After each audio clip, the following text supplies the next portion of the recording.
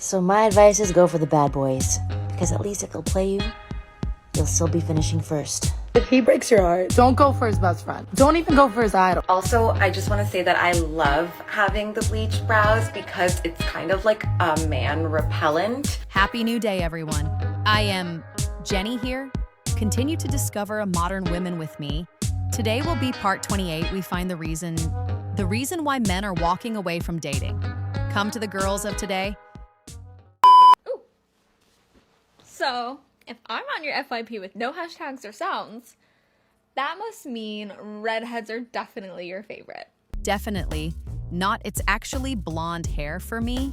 The reason I see you all the time is because I'm on that side of the TikTok, the $4.99 a month side of TikTok, which I don't even think it's a side of TikTok anymore. It's probably all over TikTok. Sometimes nice guys don't finish last. Sometimes they finish first. And you don't finish at all. So my advice is go for the bad boys, because at least if they'll play you, you'll still be finishing first. Yeah. And so far, in your case, it's not a question of if they'll play you. You got played every time. But if you did finish first every time, I guess I'm gonna change my mind about the bad boys. All this time, watching you cry over and over again, that you got used in the toilets of a nightclub by the bad boys, I was wrong for thinking that you got played. Maybe you had something in your eyes. Honey, no one said you can't, but that's just like showing my exact point, is that I'm saying that's what I prefer, is men who are cool with their women being whoever they want to be.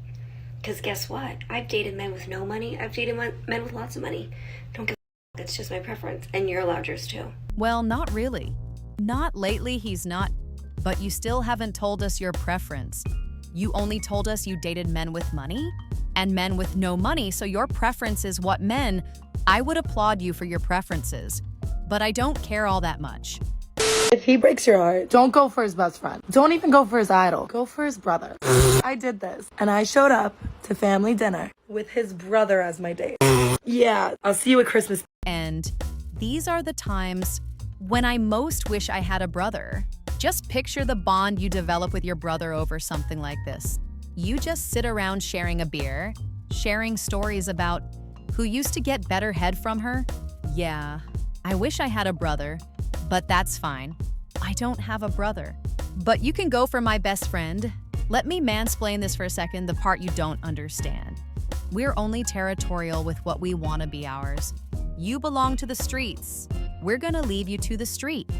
And if we don't want you to be ours, the only reason we're taking you home is so we can introduce you to our brothers. So yeah, we won't be seeing you at Christmas. No, I refuse to settle. And when people sometimes say, like, do you think your expectations are too high?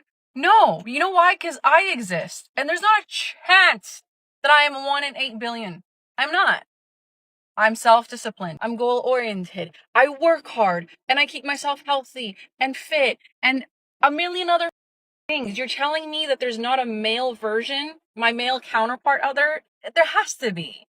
I just refuse to believe that I have to settle for mediocrity.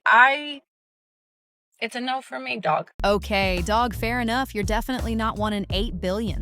More like dime a dozen, but whatever. The problem I see is nothing you said is appealing to a man. It's pretty much normal. And you can pretty much find that in maybe 4 billion others, maybe your counterpart exists. Maybe he's out there, but the question is, does that man that you want you, because so far they didn't. What if the man you want has to settle for you? Let me tell you what I did. I had to come to terms with knowing that I'm not a woman that men commit to or love. They want. Men have wanted me my whole life. All my teenage years. My whole life. But I've never had any big romantic gestures. They've always left when things got hard. I realized that I'm not the woman that a man fights for. And maybe so far that's what needed to happen, because I made a decision about 1.5 years ago when I was going through all of this and came to terms with it and accepted this. And I made a choice that I was going to fight for me. I was going to fight for the love that I so desperately at the time was needing from someone else. The energy, my essence, my love, my story that I was so freely giving to someone, I was going to give that love back to me. And I made a choice, and I've been choosing to do that every single day since. That feeling of excitement or joy or what you think your partner is going to do when you see them, I made a choice to do that for me. And I do that every day, and I have fallen back in love with myself, with my body, with my life, with my passion, with my dreams. And everything is based out of this self-love, which sounds so crazy. But yeah, I don't know where I was going with that. I just wanted to share that. Yeah. Well, I don't know where you were going with that either. You just wanted to share it. Well, I appreciate that. Thank you for sharing your story. And it's a beautiful story. Don't get me wrong. I love myself. All that energy I give to myself. Well, to me, it sounds like giving up, and this is just me. It's just what I think. I'm no therapist. I hope to God you're seeing one. But again, to me, it sounds like giving up. I want a partner. I want a family. I want someone to talk to. I want someone to come home to, but instead I'm gonna love myself. And eventually cry myself to sleep. Not trying to understand how I can get that. Not trying to understand what I need to change to get that no. I'm just gonna love myself and the energy, and well, good luck to you and all the best. But I do really think you should see a therapist. Listen, I don't know how to say this in any other way than just, I would really appreciate a boyfriend. Like, I would really just appreciate, like, a partner. Okay, so go outside and get one. They grow on trees, it's easy. You just reach out and pick one. Oh, wait, they don't? Yeah, I know it's bad. You're gonna have to put in some efforts. All jokes aside, it's still easy. Find a man you like, understand what he likes, and offer him that. In most cases, it's just loyalty and peace. So, at least in theory, it should not be that hard, right? Don't get me wrong, I love wedding season as much as the next person.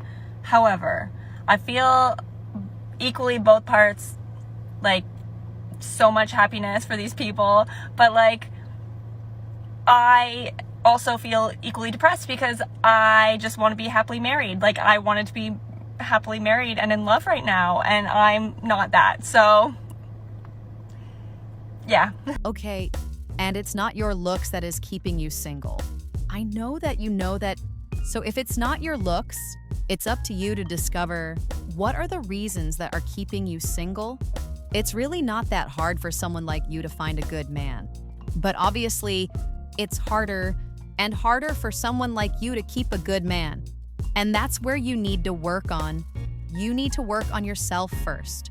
Be the type that a man will want to be around. Find out what that man wants. And in most cases is loyalty and peace. Be that and you'll be married in less than a year. It's really not that difficult. You know, I've noticed the rate of men catcalling me in public has decreased tremendously since letting my hair go gray. And I gotta tell you, it's nice. Beauty standards are but this was an unexpected silver lining. I know, right? Once you reach a certain age, no matter the color of your hair, people will no longer be interested in you. See, take me, for example, I'm 45. The only time girls are talking to me, they're only asking for directions. And it's not because I'm old, it's because I gave myself a receding hairline. How great is that? I only wish I have done that earlier. Also, I just want to say that I love having the bleached brows because it's kind of like a man repellent. They absolutely hate it. My son's father gets so triggered by these eyebrows, so that's why I continually do them. Okay, and that's great, you do, but I really don't think it's the eyebrows that are a manly parent. That's just me though. So, what do I know also? Something else to consider. Your son's father might not like your eyebrows, 'cause maybe he doesn't like his son taken to school by someone who looks like Bozo, the clown. But again, that's just me. What do I know? Hello, I'm sorry it's dark, but longer nights, it is what it is, right? I wanted to talk to you about a TikTok that I watched that's literally ruined my life. So the other day I was mindlessly scrolling, watching stuff that I wouldn't normally watch because I had nothing better to do with my life, which is just a standard day. But I came across this video about how we live in the Matrix and how this woman was talking about how she's convinced we all live in the Matrix. Now, each to their own. It's not my sort of thing. I personally don't buy into it. I've watched the Matrix. Kate, Neo's life looked like I would take the blue pill. I like the way my steak tastes. But she said something I've not been able to let go of ever since. And she basically said that you cannot explain the size of a bus. And I can't get it out of my brain. She said that if the bus is not actually much wider than a normal car, but you walk into a bus, you've got an alleyway, 2 seats each side and quite a lot of room. Whereas in a car, you've obviously got 1-2 seats, not much space in between and not much space for anything else. Every time I've pulled up behind a bus ever since, I've not been able to stop measuring it against my car. Now, I drive around in a tiny Mini and these buses are not much wider than my car and I cannot wrap my brain around it. Do I believe we're in the Matrix? No. Are buses completely destroying my car journey because I can't stop thinking about them? Yeah.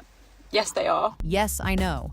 You're gonna ask yourself, how is that related to dating? Well, picture this. She's gonna come home with her new discovery and you're gonna think, how do you say, I love you, babe? And dumb in the same sentence, how do you say, I love you, babe? But you should not be driving. If you don't see a difference between your Mini and a bus, all you had to do was go online using your smartphone for something else than watching TikToks and find out the width of your car and compare that to the width of a bus